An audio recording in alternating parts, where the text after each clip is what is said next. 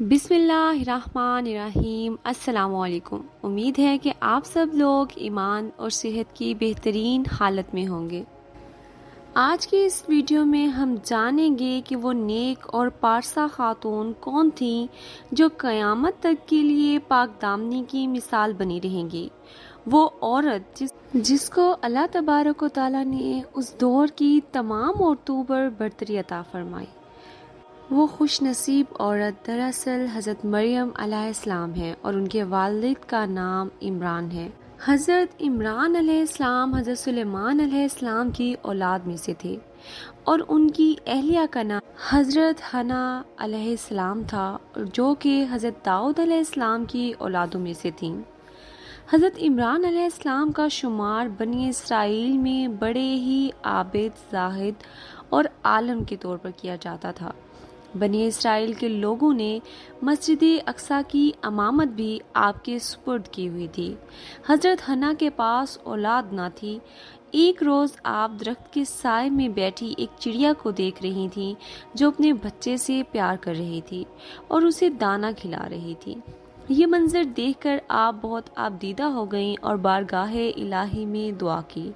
لہٰذا اللہ نے بھی آپ کی دعا قبول کی۔ حضرت مریم علیہ السلام کی پیدائش سے قبل حضرت حنا نے منت مانگی کہ اپنی اولاد کو بیت المقدس کی خدمت کے لیے نذر کر دیں گی۔ بنی اسرائیل میں اس وقت یہ رواج رائج تھا کہ جو لڑکا اللہ کی راہ میں وقف کر دیا جاتا تھا نہ تو وہ شادی کرتا اور نہ ہی دیگر دنیاوی کاموں میں دلچسپی رکھتا، وہ صرف عبادت گاہ میں عبادت میں مصروف رہتا۔ لہٰذا حضرت حنا نے بھی بیٹے کو مد نظر رکھ کر یہ منت مانگی تھی، مگر اللہ کے فضل سے حضرت حنا کے ہاں بیٹی کی پیدائش ہوئی۔ حضرت حنا علیہ السلام نے اپنی بیٹی کا نام مریم رکھا۔ سریانی زبان میں مریم کے معنی خادم کے ہیں۔ چونکہ آپ مسجد اقصیٰ کے لیے وقف کر دی گئی تھیں اسی لیے ہی آپ کا نام یہی مناسب سمجھا گیا۔ حضرت مریم علیہ السلام کی پیدائش سے قبل آپ کے والد محترم اس دنیا سے رخصت فرما گئے تھے، اسی لیے آپ کی پیدائش کے بعد آپ کی والدہ محترمہ نے آپ کو ایک کپڑے میں لپیٹ کر مسجد اقصیٰ کے علماء کے آگے پیش کر دیا تاکہ وہ آپ کی تربیت اور کفالت کریں۔ جب آپ مسجد میں لائی گئیں تو مجاوروں کے درمیان اختلاف پیدا ہو گیا۔ ہر کوئی خود کو آپ کا زیادہ حقدار سمجھتا تھا۔ پھر آخر میں یہ فیصلہ کیا گیا کہ تمام مجاورین جس قلم سے تورات لکھتے ہیں اس کو پانی میں چھوڑ دیں۔ جس کا قلم پانی کے بہاؤ کے خلاف الٹا بہے گا دراصل وہی حضرت مریم کی کفالت کرے گا۔ اس مقابلے میں حضرت ذکریا علیہ السلام بھی شامل تھے۔ اللہ کے حکم سے آپ کا قلم پانی کے خلاف الٹا بہنے لگا، یوں آپ مریم کی کفالت کے ذمہ دار ٹھہرے۔ حضرت ذکریا علیہ السلام کی بیوی دراصل حضرت مریم کی رشتے میں خالہ لگتی تھیں، لہٰذا ان کی پرورش کے لیے وہ موزوں ترین گھرانہ تھا۔ حضرت مریم باقی اپنے ہم عمر بچوں کی نسبت بڑی ہی تیزی کے ساتھ بڑھتی رہیں۔ جب آپ تھوڑی بڑی ہوئیں تو بیت المقدس میں آپ کے لیے ایک کمرہ مختص کر دیا گیا۔ اس کمرے میں حضرت ذکریا علیہ السلام کے علاوہ اور کوئی داخل نہ ہو سکتا تھا۔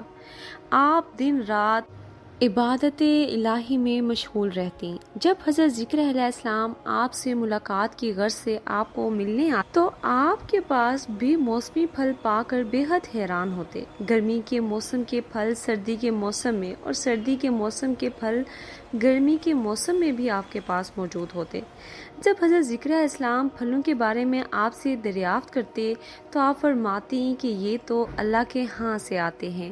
آپ علیہ السلام کا شمار اللہ کی پسندیدہ اور مومنہ عورتوں میں ہوتا ہے، جسے اللہ تبارک و تعالیٰ نے سورۃ العمران کی آیت نمبر 42 اور 43 میں یوں ارشاد فرمایا ہے، اور فرشتوں نے کہا اے مریم بے شک اللہ نے تمہیں چن لیا ہے اور خوب پاک کر دیا ہے اور پسند کیا ہے تمہیں سارے جہاں کی عورتوں سے۔ اے مریم خشوع سے عبادت کرتی رہو اپنے رب کی اور سجدہ اور رکوع کرنے والوں کے ساتھ۔ اللہ رب العزت نے جس مقصد کے لیے حضرت مریم علیہ السلام کو چنا تھا وہ تو ابھی باقی تھا۔ چونکہ آپ ذکر الہی میں مشغول رہتی تھیں، اسی لیے پورا بنی اسرائیل آپ کے تقوی، عبادت گزاری اور پاکیزگی کو جانتا تھا۔ لوگوں کو آپ سے بہت لگاؤ تھا اور وہ آپ کی بہت عزت کرتے تھے۔ پھر وہ وقت آیا جب جبرائیل امین حضرت مریم علیہ السلام کے پاس تشریف لائے۔ حضرت مریم اپنے کمرے میں ایک غیر مرد کو دیکھ کر پریشان ہو گئیں۔ حضرت جبرائیل علیہ السلام آپ کے پاس انسانی شکل میں تشریف لائے تھے، اسی لیے وہ بولیں کہ اگر تم کوئی خدا ترس انسان ہو تو تم سے خدائے رحمان کی پناہ مانگتی ہوں۔ حضرت جبرائیل آپ کو پیغام الہی اور تسلی دیتے ہوئے فرماتے ہیں، میں تو آپ کو آپ کے رب کا پیغام دینے آیا ہوں، اس لیے بھیجا گیا ہوں کہ آپ کو ایک پاکیزہ لڑکا دوں۔ کنواری مریم حیران ہو کر کہتی ہیں، بھلا میرے ہاں لڑکا کیسے ہوگا جبکہ مجھے کسی آدمی نے چھوا تک نہیں، نہ ہی میں کوئی بدکار عورت ہوں۔ حضرت جبرائیل علیہ السلام کہنے لگے، ایسا ہی ہوگا، تمہارے رب کے لیے ایسا کرنا بہت ہی آسان ہے، اور ہم ایسا اس لیے کریں گے تاکہ اس لڑکے کو لوگوں کے لیے نشانی بنائیں اور اپنی طرف سے ایک رحمت۔ یہ کام ہو کر ہی رہنا ہے۔ حضرت جبرائیل علیہ السلام نے حضرت مریم علیہ السلام کے اوپر پھونک مار دی، جس سے آپ کو حمل ٹھہر گیا۔ جب آپ حاملہ ہوئیں تو بات بنی اسرائیل میں عام ہو گئی، جس سے لوگ طیش میں آ گئے اور انہوں نے حضرت ذکر علیہ السلام کے گھر بھی آنا جانا چھوڑ دیا۔ اسی کے ساتھ وہ حضرت ذکر علیہ السلام پر بہتان بھی لگانے لگے۔ حضرت مریم علیہ السلام بیت المقدس کو چھوڑ کر چلی گئیں اور دور ایک پہاڑی مقام پر جا کر قیام کرنے لگیں۔ آپ اس مقام پر تنہا رہ رہی تھیں کہ ایک دن آپ کو درد شروع ہو گیا اور آپ درخت کے تنے کو پکڑ کر نیچے بیٹھ گئیں۔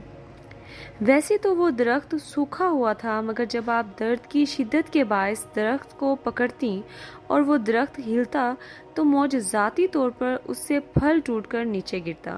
ایک تو درد کے باعث آپ بہت بے چین تھی، اوپر سے بدنامی کا ڈر جس کے باعث ان کے منہ سے نکلا، کاش میں پہلے مر گئی ہوتی اور بھولی جاتی۔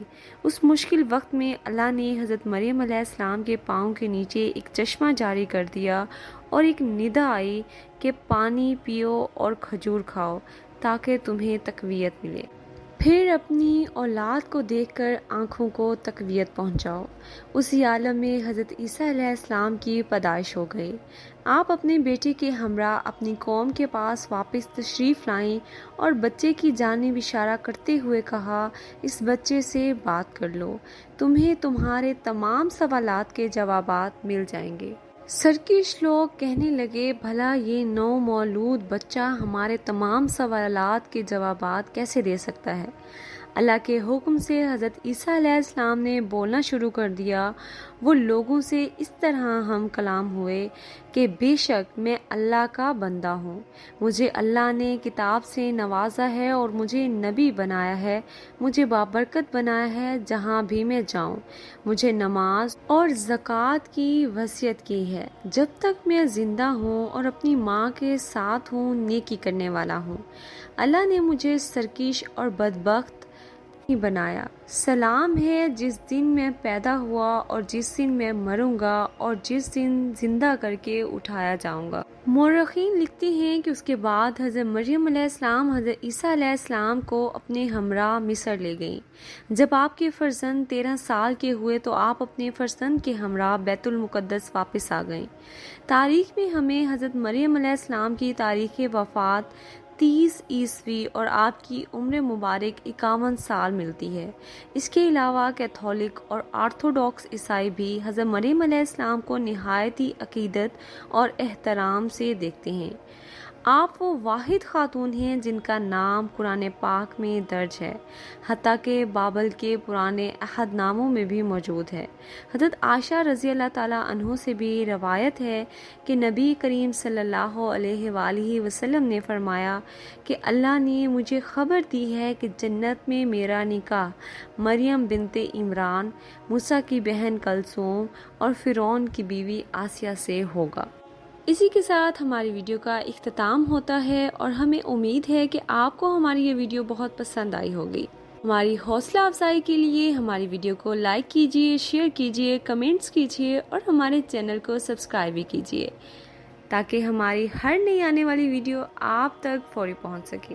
اللہ تعالی ہم سب کا حامی و ناصر ہو۔ ملیں گے ایک نئے ویڈیو کے ساتھ، تب تک کے لیے اللہ حافظ۔